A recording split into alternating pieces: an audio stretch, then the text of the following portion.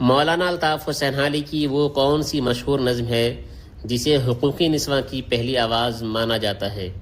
آئیے اس ویڈیو میں جانتے ہیں۔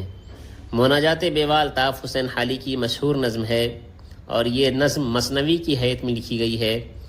12 حصوں پر مشتمل ہے جس میں 458 اشعار ہیں۔ صنفی اعتبار سے اصلاحی نظم اور مناجات کے ذیل میں آتی ہے اور اس نظم کو تانیثی شعور اور حقوقی نسواں کی نمائندہ نظم مانا جاتا ہے۔ مناجات کے لغوی معنی راز و نیاز کے ہیں، جبکہ اصطلاح میں اس نظم کو کہتے ہیں جس میں حمد باری کے ساتھ عاجزانہ انداز میں التجا کی جائے۔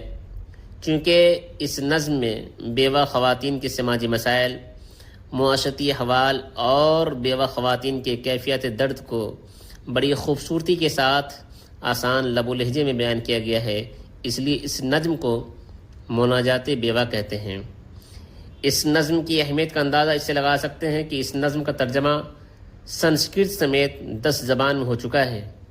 بابا اردو مولوی عبدالحق نے مہاتما گاندھی کو لکھا کہ اگر آپ اس نظم کا نمونہ دیکھنا چاہتے ہیں جو ہندوستان میں بولی اور سمجھی جاتی ہے تو وہ مناجات بیوہ ہے۔